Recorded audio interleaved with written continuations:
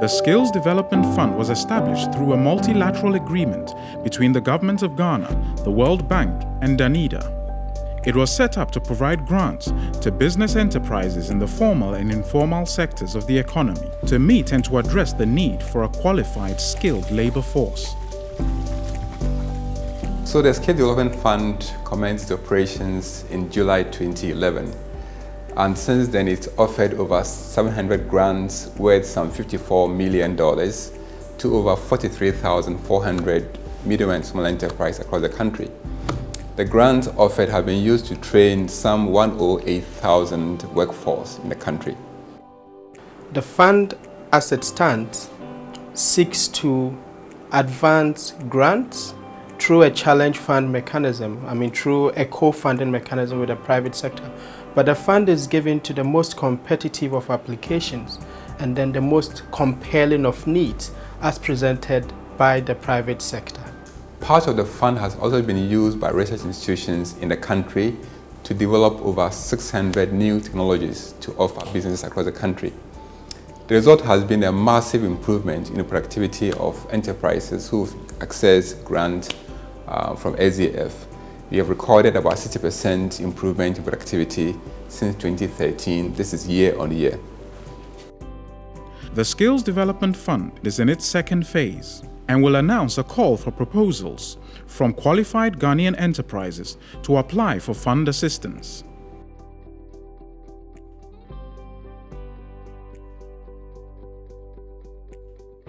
The fund application process starts with a launch which will then announce to prospective applicants that it's time to bring in your applications. Now that takes the form of print news advert, electronic media advert, as well as face-to-face with prospective applicants in the regions. It's our mandate to give every information that is necessary to the applicant so that they can do it right. We initially have them send probably a 3 or 4 page concept note for us to see the basic idea of what they want to do. When that is done, we screen it, which is done in-house. We screen it, and those who fit are the ones we qualify to now go on to write a detailed proposal. The detailed proposals are screened by external evaluators. You need to have a score of 70 or above.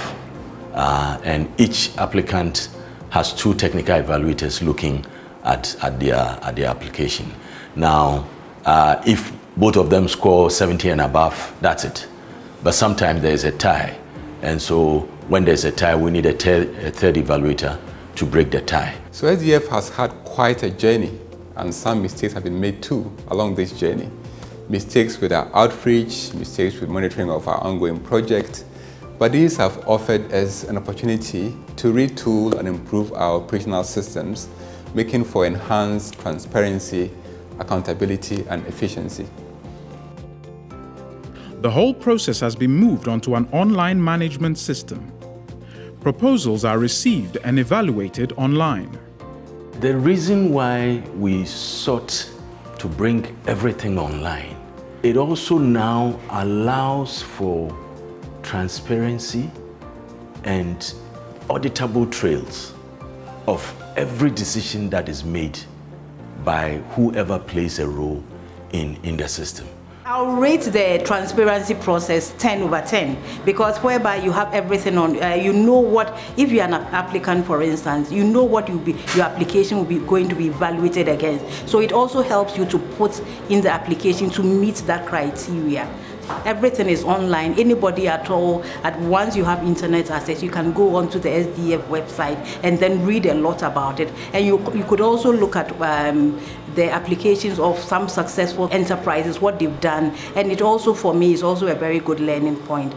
The transparency is higher, and it is an important part of our cultural context for challenge funds.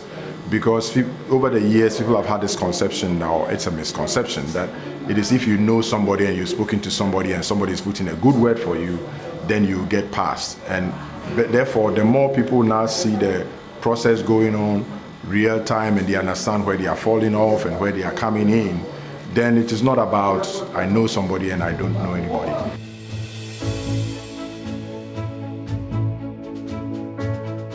the ones that successfully pass evaluation, we now go and visit each and every one of them to see if what they talk about is exactly what is happening. It's very important to conduct due diligence. It's the first stage of fiscal interaction between the applicant and the fund. It also helps us to know the faces behind the applications, but also to clarify hitches in the application, but also to allow them to bring in additional documentation that they could not provide at the time of application.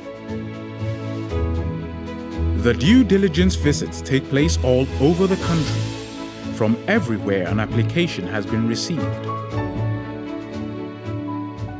Sugarland Limited has applied to SDF for grants, and as part of the application process, we have to come here to check if Sugarland really exists, have a discussion with them, and then find out the reasons they stated for their application are actually what is on the ground. After due diligence, they have to go to the final stage, that is the committee meeting, because the final decision as to approve or reject lies with the committee members. And so after due diligence, then they have to go to committee meeting before they get a decision on their applications. There is a redress mechanism for applications that are unsuccessful. The SDF Steering Committee will receive and review all such cases. After a successful decision from the Steering Committee, contracts are signed with a successful applicant.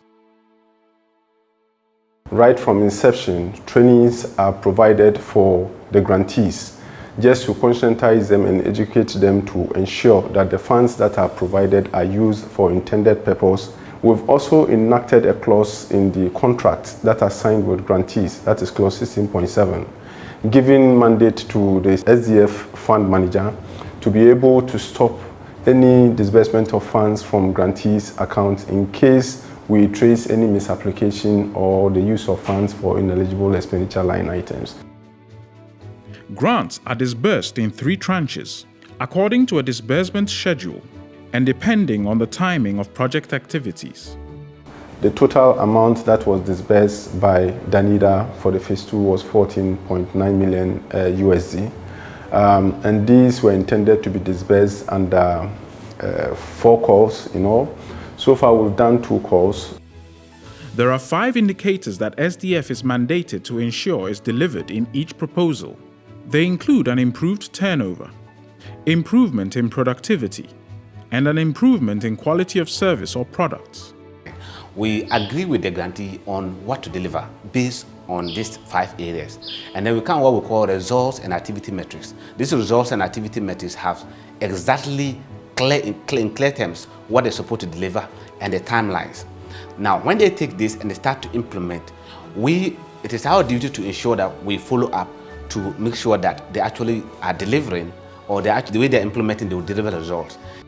The public perception of the independence of the fund has seen a big improvement over the past few years. Countries such as Nigeria, Uganda, Malawi, Burkina Faso have sent officials to Ghana to understand the SDF model. And in the past year or so, we've also been asked to go to Sierra Leone and Uganda to help those countries to develop and install and implement their own versions of the SDF model. The SDF is very transparent. The scoring matrix that the evaluators use, we've made it available on the website. Applicants have access to all of these, so that if you send in your concept notes, you can review yourself. And if you are honest about it, what you get, it will be close to what you're actually given. That helps people to see that this is not a matter of who you know. No, it doesn't work with SDF. So in Ghana, SDF is becoming a household name. It's our hope that in the years to come, SDF will become a permanent feature in our dialogue and a fund of choice for skills and technology development. Apply for Skills Development Fund assistance. Visit www.sdfghana.org.